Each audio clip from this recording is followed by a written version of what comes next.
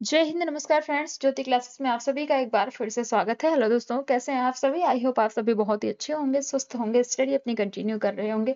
चलते हैं हमारी आज की मॉर्निंग की क्लास की तरफ। सभी को सुप्रभात, गुड मॉर्निंग। देखते हैं आज के दिन क्या है कुछ खास। आज है 2 अक्टूबर और 2 अक्टूबर को हर साल क्या मनाया जाता है?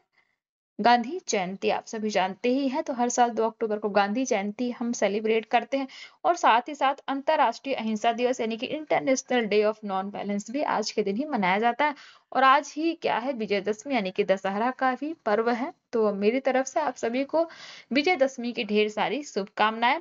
और इसी के साथ चलते हैं आज की क्लास की तरफ। की आज की क्लास में हम आखिरकार पढ़ने के वाले हैं। आज की क्लास में हम चर्चा करेंगे प्रोटीन की पाचनशीलता यानी कि डाइजेस्टिबिलिटी ऑफ प्रोटीन पर। तो क्लास स्टार्ट करने से पहले आप सभी से रिक्वेस्ट है, चैनल पर फर्स्ट टाइम विजिट किए हैं, चैनल को लाइक शेयर सब्सक्राइब करना ना भूलें। अपना फीडबैक हमें दें, क्लास आपको कैसी लगती, क्लास थोड़ी सी भी हेल्पफुल होती है तो क्लास को आगे फॉरवर्ड करें, ताकि हमारे जितने भी लर्नर्स हैं सारे हमारे साथ जुड़ के अपने स्टडी को कंटिन्यू कर सकें। स्टार्ट करते हैं, देखते हैं प्रोटीन की पाचनशीलता के बारे में।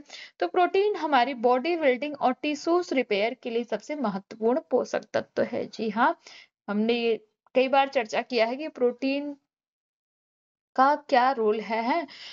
प्रोटीन पोषक तत्वों में जो है अपनी अहम भूमिका क्यों रखता है, तो इसीलिए क्योंकि ये बॉडी बिल्डिंग और टिश्यूज रिपेयर के लिए हमारी हेल्प करता है। तो इसकी पाचनशीलता का अर्थ क्या है कि जब हम प्रोटीन खाते हैं उसमें से कितना शरीर में अब्जॉर्ब हो रहा है और कितना बाहर निकल रहा है। इसका फार्मूला भी आप देख सकते हैं। फार्मूला क्या है? तो digestibility coefficient is equal to absorbed nitrogen divided by total nitrogen intake into 100। अर्थात जितना नाइट्रोजन शरीर में अब्जॉर्ब होता है उतना ही प्रोटीन पचता है और काम आता है। ठीक, यहाँ तक बात क्लियर है। पाचनशीलता को प्रभावित करने वाले कुछ कारक देख लेते हैं, अर्थात factor affecting digestibility.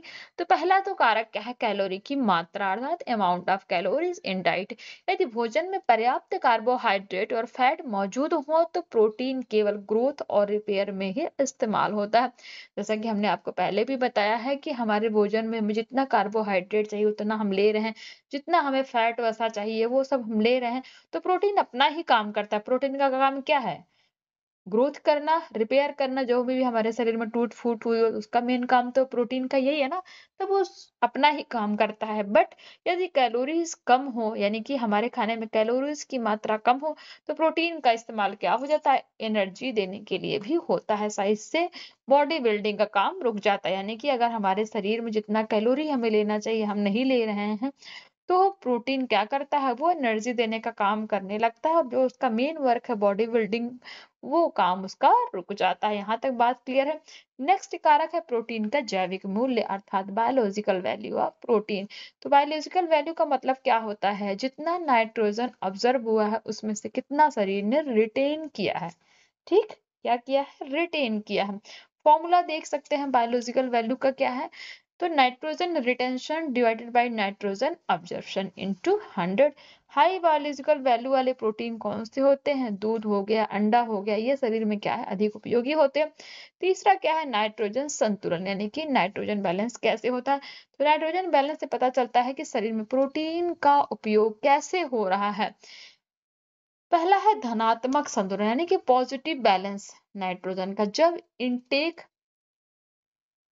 Greater than excretion, ध्यान दीजिए, जब इनटेक जो हम लेते हैं, जब हमारे जो जितना हमें आवश्यकता है पोषक तत्वों को उतना हम लेते हैं, और एक्सक्रेशन यानी कि जितना हम ऑब्जर्व कर रहे हैं और जितना निकालते हैं। ठीक है, तो इनटेक ग्रेटर देन हो जाता है एक्सर्शन से, तब इसका क्या होता है? नाइट्रोजन का पॉजिटिव बैलेंस होता है। इसका मतलब है कि शरीर ग्रोथ कर रहा है। और प्रेग्नेंट और लैक्टेटिंग महिलाएं कौन सी होती हैं? जो बच्चों को दूध पिलाती हैं, जिसको हम धात्री माता बोलते हैं, और बीमारी से रिकवरी कर रहे लोग। ठीक, इनमें क्या होता है? इनटेक ग्रेटर देन होता है एक्सर्शन से। दूसरा है ऋणात्मक संतुलन। तो यानी कि नेगेटिव बैलेंस ये कब होता है? जब एक्सर्शन क्या होता है? जब एक्सर्शन ग्रेटर देन होता है इनटेक से। ध्यान दीजिएगा, पॉजिटिव बैलेंस कब होगा? जब इनटेक ग्रेटर देन होगा एक्सर्शन से। और ऋणात्मक कब होगा? जब एक्सर्शन ग्रेटर देन होगा इनटेक से। यानी कि बीमारियों, स्टेबरेशन एंड इंजरी की स्थिति में ऐसा होता है कि क्या होता है कि एक्सर्शन ज्यादा होता है जितना हम लेते हैं उससे। ठीक है, यहाँ तक बात क्लियर है। तीसरा है समान संतुलन यानी कि इक्वल बैलेंस, यानी कि intake is equal to excretion. यह मेंटेनेंस की स्थिति है, यानी शरीर ना गेन कर रहा है ना लॉस। यहाँ तक बात क्लियर हो गई। नेक्स्ट हमारा है प्रोटीन की मांग को प्रभावित करने वाले कारक, यानी कि फैक्टर अफेक्टिंग प्रोटीन डिमांड। पहला क्या है? पहला कारक है शरीर क्रियाशीलता, यानी कि फिजिकल एक्टिविटी। जो लोग ज्यादा फिजिकल काम करते हैं, जैसे खिलाड़ी हो गए, मजदूर हो गए, ठीक है, रनिंग जो करते हो, अ, और साथ ही साथ जो हमारे फार्मर्स होते हैं, तो उन्हें अधिक प्रोटीन की आवश्यकता होती है। दूसरा क्या है? लिंग, यानी कि सेक्स। पुरुषों को महिलाओं की तुलना में थोड़ा अधिक प्रोटीन चाहिए, क्योंकि उनकी मसल्स क्या होती है? उनकी मसल्स मास ज्यादा होती है। तीसरा गर्भावस्था व स्तनपान, यानी कि प्रेगनेंसी एंड लैक्टेशन। गर्भावस्था में बेबी के डेवलपमेंट और लैक्टेशन में मिल्क प्रोडक्शन के लिए माँ को ज्यादा प्रोटीन की आवश्यकता होती। चौथा कारक है बीमारियों की अवस्था, यानी कि इलनेस। चोट, ऑपरेशन या बीमारी के समय डैमेज्ड टिश्यूज की रिपेयर के लिए ज्यादा प्रोटीन चाहिए।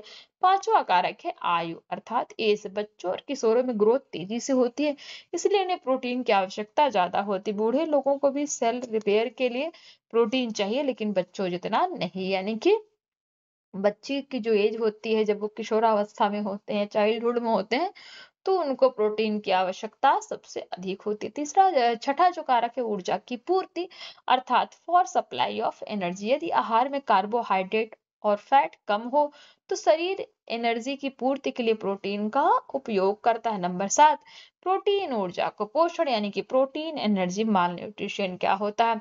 यदि संतुलित भोजन नहीं मिलता, तो क्वासियोरकर और मैरस्मस जैसे रोग हो जाते हैं। हमने पढ़ा था इसके बारे में। प्रोटीन ऊर्जा का पोषण क्या होता है? क्वासियोरकर और मैरस्मस के बारे में। क्वासियोरकर क्या है? शरीर में सूजन, इसके बारे में हमने देखा था। मैरस्मस बहुत पतलापन, यानी कि मसल्स लॉस। ठीक, यहाँ तक बात क्लियर है। प्रोटीन के मुख्य कार्य देख लेते हैं, यानी कि फंक्शंस ऑफ प्रोटीन तो हमने पहले भी देखा, एक बार रिवीजन के माध्यम से फिर देख लेते हैं। ग्रोथ और डेवलपमेंट, शरीर और मसल्स की वृद्धि करता है। दूसरा टिश्यूज रिपेयर और मेंटेनेंस, अर्थात घाव भरना, सेल रिपेयर। तीसरा एंजाइम, हार्मोन और एंटीबॉडीज बनाना, डाइजेशन और इम्यूनिटी में मदद करना। चौथा जो कार्य है एनर्जी सोर्स, यानी कि जब कार्ब्स और फैट्स कम हो, तब प्रोटीन एनर्जी देता है। तो ये तो हमने देख लिया प्रोटीन के मुख्य कार्य, आपको पता होना चाहिए, बहुत इंपॉर्टेंट है। नेक्स्ट हमारा जो टॉपिक है प्रोटीन प्राप्ति के साधन, अर्थात सोर्सेस ऑफ प्रोटीन। कहाँ कहाँ से हम प्रोटीन पाते हैं?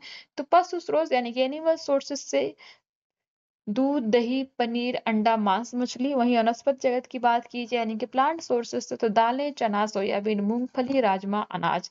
एनिमल प्रोटीन का बायोलॉजिकल वैल्यू ज्यादा होता है, लेकिन संतुलित आहार में दोनों का होना जरूरी है। ठीक है, तो ये हमने चर्चा कर ली आज की क्लास की। हमने देखा प्रोटीन की प्राप्ति आप कहाँ कहाँ से कर सकते हैं।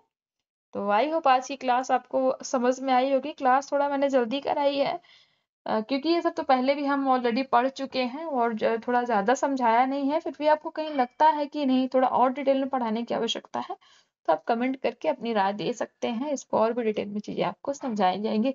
बट मेरे हिसाब से इसमें ऐसा कुछ है नहीं कि मैं आपको थोड़ा डिटेल में इसको बताऊँ, क्योंकि मैंने सब कुछ ऑलरेडी पढ़ा रखा है। ठीक, तो एक बार क्विक रिवीजन कर लेते हैं। प्रोटीन इज इक्वल टू क्या होता है? Body building food. प्रोटीन का मतलब क्या है? Body building food. Protein digestibility is equal to nitrogen absorption पर डिपेंड करती है। जो प्रोटीन की पाचन शक्ति है, पाचन क्षमता है, वो क्या करती है? वो नाइट्रोजन अब्जॉर्प्शन पर डिपेंड करती है कि आप कितना नाइट्रोजन ऑब्जर्व कर रहे हो।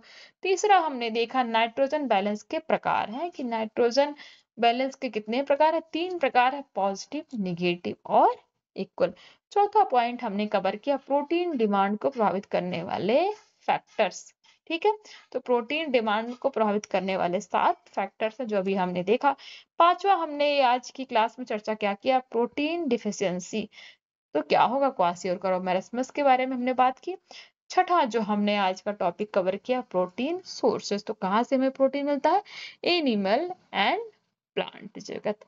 ठीक, तो यहाँ तक हमारी ये बात हुई कि हमने आज की क्लास में क्या-क्या पढ़ा। एक बार मैंने आपका क्विक रिवीजन बहुत ही शॉर्ट में करवा दिया।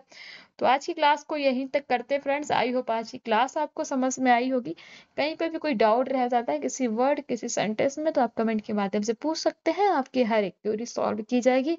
मिलते हैं हमारे नेक्स्ट क्लास में एक न्यू टॉपिक के साथ। तब तक के लिए जय हिंद, नमस्कार। हँसते रहिए, मुस्कुराते रहिए, एक दूसरे की हेल्प करते रहिए। धन्यवाद।